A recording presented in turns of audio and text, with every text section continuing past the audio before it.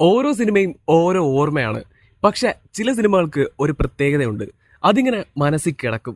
2 വർഷം മുമ്പ് ഈ ഒരു ടൈം അതൊരു ടൈമായിരുന്നു. ഇനി ഒരിക്കലും തിരിച്ചു കിട്ടാത്ത, അങ്ങനെ ഒന്ന് ഇനി സംഭവിക്കാൻ സാധ്യതയില്ലാത്ത ഒരു ടൈം. ലിയോ. മാസ്റ്ററിന് ശേഷം വിജയ് ലോകേഷ് വീണ്ടും ഒന്നിക്കുന്നു അറിഞ്ഞപ്പോൾ തന്നെ ഫാൻസ് പൾസ് കയറിയിരുന്നു. കൂടാതെ വിക്രമിന് ശേഷം വരുന്ന ലോകേഷ് പടം, അന്നത് ദളപതി 67 ആയിരുന്നു. ഓരോ അപ്ഡേറ്റിന് വേണ്ടി കാത്തിരുന്ന കാത്തിരിപ്പ് ഓർമ്മയുണ്ടോ? ഉണ്ടോ ഇല്ലയോ എന്ന് പോലും ഉറപ്പില്ലാത്ത, ഒഫീഷ്യൽ അനൗൺസ് പോലും ചെയ്യാത്ത ഒരു പടം, ദളപതി 67 എന്ന പേരിൽ കയറിയ ഹൈപ്പ് ഇപ്പോഴത്തെ ഒരു വലിയ പടത്തിന് പോലും ഉള്ളതായിട്ട് തോന്നുന്നില്ല. പടത്തെ പറ്റി അൺഒഫീഷ്യലായിട്ട് വന്ന റൂമേഴ്സ് വരെ ഒരുപാട് സെലിബ്രേറ്റ് ചെയ്യപ്പെട്ടു. അങ്ങനെ ഏതാണ്ട് 6 മാസത്തോളം ദളപതി 67 എന്ന പേരിൽ ഈ പടം സോഷ്യൽ മീഡിയയിൽ തരംഗമായി. അങ്ങനെ ഒടുവിൽ പടം അനൗൺസ് ചെയ്തു, ലിയോ. അവിടുന്ന് അങ്ങോട്ട് പിന്നീട് നടന്നത് ഒരു ഇന്ത്യൻ സിനിമയുടെ ഏറ്റവും വലിയ പ്രൊമോഷൻ ആയിരുന്നു. പ്രൊഡക്ഷൻ ഹൗസിന് പൈസ ഇറക്കി പടം പ്രൊമോട്ട് ചെയ്യേണ്ടി വന്നില്ല. ട്രാക്കേഴ്സും ഡീകോഡേഴ്സും ട്രോളന്മാരും യൂട്യൂബേഴ്സും അങ്ങനെ മൊത്തം സോഷ്യൽ മീഡിയ പിള്ളേരും കയറി പടം കൊണ്ടുപോയി. അന്ന് സോഷ്യൽ മീഡിയയിൽ എവിടെ നോക്കിയാലും ലിയോ ഇങ്ങനെ നിറഞ്ഞു നിൽക്കുന്ന ഒരു ടൈമായിരുന്നു. പടം വൻ ലൈവ് ആയിരുന്നു. ഡെയിലി ലിയോ അപ്ഡേറ്റ്സ്, അത് കാത്തിരുന്ന് കാണാൻ ലക്ഷക്കണക്കിന് ഓഡിയൻസ്. ഒരു സിനിമയ്ക്ക് വേണ്ടി ഏറ്റവും കൂടുതൽ ഫാൻ മെയ്ഡ് പോസ്റ്ററുകൾ ഉണ്ടാക്കിയത് ലിയോയ്ക്ക് വേണ്ടിയാണ്. അതുപോലെ ഒരുപാട് പ്രത്യേകതയുള്ള ഒരു സിനിമയായിരുന്നു ലിയോ. മെയിൻ ആയിട്ടും അപ്ഡേറ്റ്സില് പടത്തിന്റെ ഭാഗത്ത് നിന്ന് ഒഫീഷ്യലായിട്ട് വരുന്ന ഓരോ അപ്ഡേറ്റും ഒരു പടത്തിന്റെ റിലീസിനേക്കാൾ ഒരുപാട് സെലിബ്രേറ്റ് ചെയ്യപ്പെട്ടു. ജസ്റ്റ് ഈ ഒരു പോസ്റ്ററിന്റെ റിലീസ് ഓർമ്മയുണ്ടോ? പോസ്റ്റർ ഡീകോഡിംഗ് എന്നുള്ള പരിപാടി നമ്മളടക്കം പലരും തുടങ്ങിയത് ഇത് ഈ ഐറ്റത്തിൽ നിന്ന്. പിന്നെ ഫസ്റ്റ് ലുക്ക്, വിജയ് സിനിമകളെ തന്നെ one of the best and fresh ആയിട്ടുള്ള ഒരു ഫസ്റ്റ് ലുക്ക് അത് ലിയോയുടേതായിരുന്നു. കാരണം അതുവരെയുള്ള വിജയ് സിനിമകളുടെ ഫസ്റ്റ് ലുക്ക് എന്ന് പറയുന്നത് ഫോട്ടോഷൂട്ട് സ്റ്റിൽസ് ആയിരുന്നു. പടത്തിൽ സീൻ ക്യാപ്ചർ ചെയ്ത് വന്ന ഒറിജിനൽ ഫസ്റ്റ് ലുക്ക് അത് ലിയോയുടേതായിരുന്നു.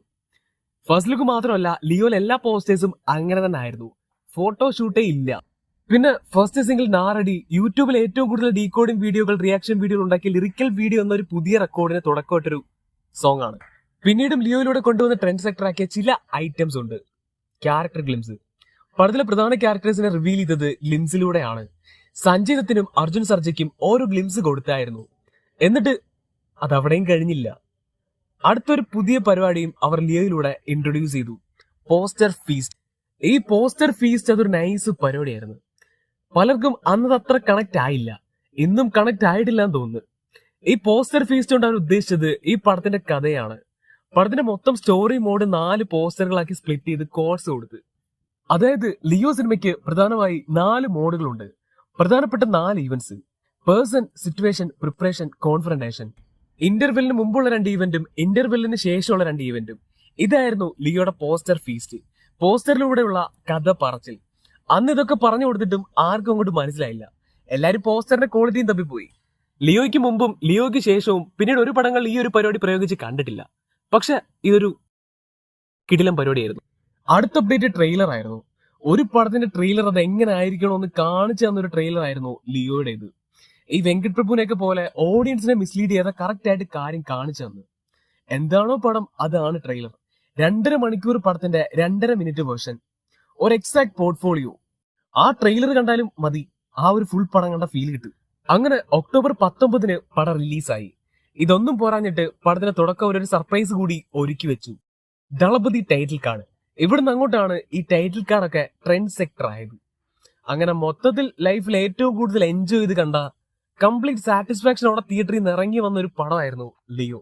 ലിയോയ്ക്ക് മുമ്പും ലിയോയ്ക്ക് ശേഷവും അതുപോലൊരു തിയേറ്റർ എക്സ്പീരിയൻസ് കിട്ടിയിട്ടില്ല. ഇനി കിട്ടാനും വഴിയില്ല. പൊതുവെ ഞാനങ്ങനെ ഈ ഫാൻ ഷോ ഒന്നും പോയി കാണാൻ ഇഷ്ടമുള്ള ആളൊന്നുമല്ല. കാര്യം ഈ സൗണ്ട്, ബഹളം, ഈ പടം കാണുമ്പോൾ ഡിസ്റ്റർബൻസ് എനിക്ക് ഭയങ്കര ഇറിറ്റേഷനാണ്. പക്ഷെ ലിയോയുടെ കാര്യത്തിൽ അങ്ങനൊന്നും ഉണ്ടായില്ല. കൊല്ലം പാരിപ്പള്ളി രേവതി സിനിമാസിൽ വലിയ സ്ക്രീനിലാണ് കണ്ടത്. ഈ കടലിളകിയത് പോലായിരുന്നു. പല ഹൈ മൊമെന്റ്സും കണ്ടത് എഴുന്നേറ്റ് നിന്നാ. കാര്യം ഒരുത്തിനും മര്യാദയ്ക്ക് സീറ്റിലിരുന്നില്ല. അന്ന് രേവതി സിനിമാസിൽ വെളുപ്പിന് 5 മണിക്ക് പടം കണ്ടവരാരെങ്കിലും വീഡിയോ കാണുന്നെങ്കിൽ അവർക്കറിയാം, അത്രയും ആൾക്കാരുടെ ഇടയ്ക്ക് ഇങ്ങനൊരു പടം കണ്ടപ്പോൾ കിട്ടിയ ആ ഒരു high kick, life time experience. പിന്നെ ഇതിനെല്ലാം പുറമെ ലോകേഷിന്റെ ആ ഒരു സർപ്രൈസും LCU. ഒപ്പം ഇന്ന് ഇവരെ കണ്ടിട്ടില്ലാത്ത തരത്തിലുള്ള ടൈറ്റിൽ കാർഡ് റിവീലിക്കും. ഇന്റർവെല്ലിന് പകരം പടത്തിന്റെ ടൈറ്റിൽ കാർഡ്. ആ ഒരു മൊമെന്റ് അത് എക്സ്ട്രാ ഓർഡിനറി ആയിരുന്നു. പിന്നീട് അവിടുന്ന് അങ്ങോട്ടാണ് പടം പലർക്കും വർക്ക് ആവാഞ്ഞത്. ലിയോയിൽ എല്ലാവരും ഏറ്റവും കൂടുതൽ പ്രതീക്ഷ വെച്ചിരുന്നത് ആ ഫ്ലാഷ് ബാക്ക് ആയിരുന്നു. കിടിലുക്കായിരുന്നത് കൊണ്ട് എല്ലാവരും ഓവർ എക്സ്പെക്ട് ചെയ്തു. പക്ഷെ അവിടെ ലോകേഷിന് പാളി. 2.5 മണിക്കൂർ പടത്തിന് വലിയൊരു നെഗറ്റീവ് ഉണ്ടാക്കാൻ ആ 15 മിനിറ്റ് ഫ്ലാഷ് ബാക്ക് ധാരാളമായിരുന്നു. ആ ഒരു കുറവ് മാറ്റി നിർത്തിയാൽ ലിയോ ശരിക്കും ലോകേഷിന്റെ ഒരു പീക്ക് പണൽ തന്നെയായിരുന്നു. ലോകേഷിന്റെ വിജയുടെ കരിയറിലെ ഒരു എക്സ്പെരിമെന്റൽ മൂവി ആയിരുന്നു ലിയോ. പല പെർസ്പെക്റ്റീവിലും നമുക്ക് ഈ പടത്തെ അപ്രോച്ച് ചെയ്യാൻ പറ്റും. ഒരു ഭയങ്കര ഇൻവിസിബിൾ സൈക്കോളജിക്കൽ പരിപാടി ഈ പടത്തിൽ ഉണ്ടായിരുന്നു. അങ്ങനെ ലോട്ട് ഓഫ് പരിപാടികൾ ഇതിനകത്തുണ്ട്. ഇതിന്റെ OSTയും സോങ്സും തന്നെ എന്റെ തമിഴ് ഇൻഡസ്ട്രി വെച്ച് കമ്പയർ ചെയ്താൽ ഭയങ്കര ഡിഫറെന്റ് ആണ്. ഓരോ മോഡ് സ്വിച്ചിങ് ആയാലും എലവേഷൻ ആയാലും എല്ലാം ഭയങ്കര ഡിഫറെന്റ് ആയിരുന്നു, ഈ ജോൺ വിക്കിലേക്ക് പോലെ. പിന്നെ ഒരു കാര്യം എന്താന്ന് വെച്ചാൽ ഈ തമിഴ് ഇൻഡസ്ട്രിയെ സംബന്ധിച്ച് ഈ പടത്തിന്റെ ബഡ്ജറ്റിന്റെ എക്സ്ട്രീം ഔട്ട്പുട്ട് ഈ പടത്തിലുണ്ട്. ലിയോ ബഡ്ജറ്റ് 280 കോടിയാണ്.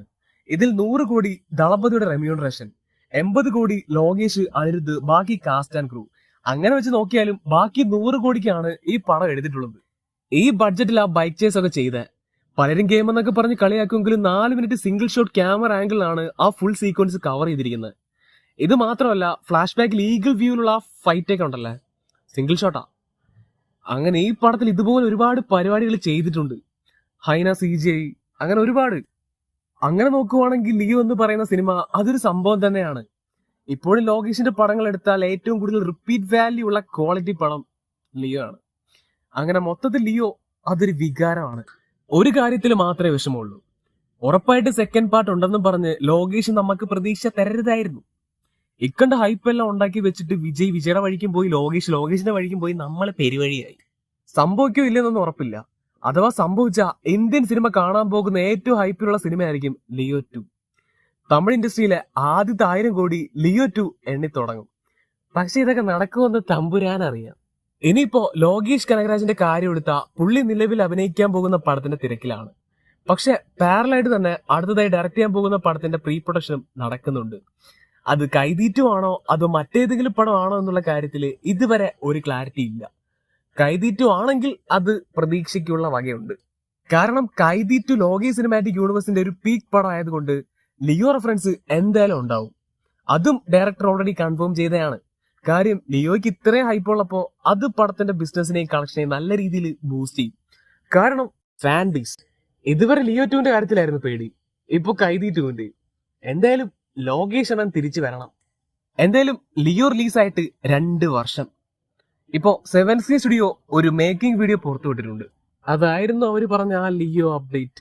ലിയോ എന്ന് പറയുന്ന സിനിമ എല്ലാവർക്കും എങ്ങനെയാണെന്ന് എനിക്ക് അറിയത്തില്ല. പക്ഷെ ഞാൻ ഉൾപ്പെടുന്ന കുറച്ച് ആൾക്കാർക്ക് അതൊരു ഇമോഷനാണ്. എന്റെ സബ്സ്ക്രൈബേഴ്സ് പിള്ളേരുടെയും ഗ്ലോറിയസ് പാസ്റ്റ്. പടക്കവും പൊട്ടി. ഹാപ്പി ദീപാവലി. അപ്പൊ വീഡിയോ കാണുന്നവർ വീഡിയോ ഇഷ്ടപ്പെട്ടാൽ ലൈക്ക് ചെയ്യുക, ഷെയർ ചെയ്യുക, വല്ലതും പറയാനുണ്ടെങ്കിൽ കമന്റ് ചെയ്യുക, വേണമെങ്കിൽ സബ്സ്ക്രൈബും ചെയ്യാം. അപ്പോ ഓക്കെ, ബൈ.